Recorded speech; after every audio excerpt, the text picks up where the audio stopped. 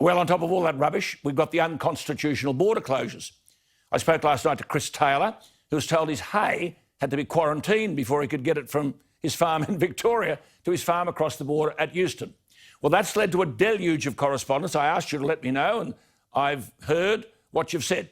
People in exactly the same boat. People living in northern New South Wales, schooling their kids in Queensland, going to medical specialists in Queensland. Everyone knows we're short of medical experts in the bush. Now they can't access their medical team across the border. But don't worry.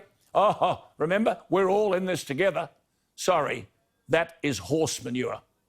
There's supposed to be a national cabinet. They clearly have no understanding of the difficulties being faced by people who've got to cross the border to keep business alive, to keep jobs, to get doctors so that they can stay alive. But of course, this border stuff is totally in breach of Section 92 of the Constitution. But presumably, no one's prepared to defend the Constitution. Anne Webster is the federal member for the electorate of Mallee in Victoria. But her electorate borders 3 states. And she's got 3 premiers defying the Prime Minister's explicit wish that borders should be opened. Anne is a member of the National Party since the last election. She's on the line via Skype. Anne, thank you for your time. How bad is it? Alan, thank you for having me on. It's very bad. We have communities such as Marrabelle, Caniva, Eden Hope, right on the border, whose primary crime is that they live too far from South Australia to gain healthcare, to be able to access fuel, groceries, their basic supplies and medical supplies. Amazing. There are story after story. I know. Look, I've had these letters today, and I mean, just come to Chris Taylor. I know he's in your electorate. Has he received, since we spoke, any exemption yet to get his hay to New South Wales? Not the last time that I spoke to him, Alan, no. He can get a freight permit, but that doesn't allow him to go to his farm with his staff.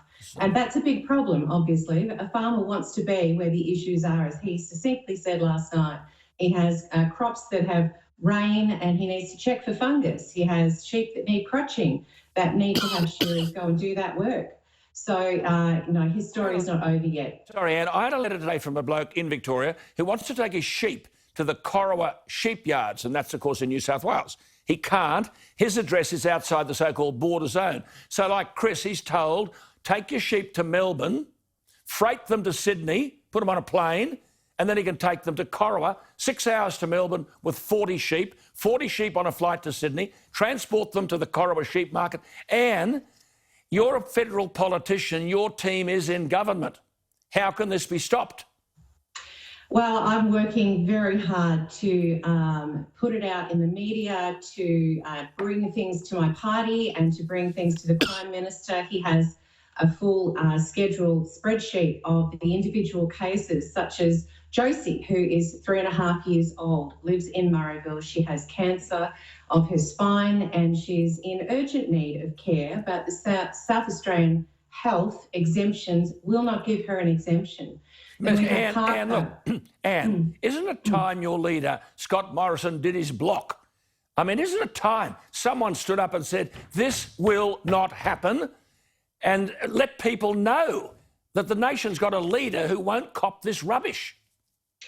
Look, I have to say that I think that the Prime Minister is actually doing an incredible job, and I know that he's listening to everything that I'm saying, and he does understand our crazy federation. There are times like this that the federation is just not working well. We have premiers who are, I was going to say something terrible, but they are in competition for power, it seems. Yes.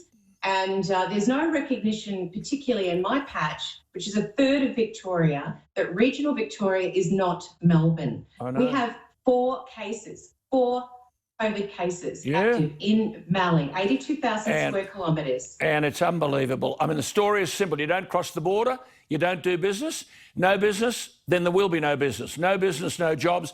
And the letters I get is the emotional, psychological and financial damage that's being done. Unbelievable. Anne, we'll keep in touch with you. Thank you for your communication. Anne got in touch with me, and then you people are writing to me. So we'll follow this up. You can't, state premiers will not get away with this, believe me.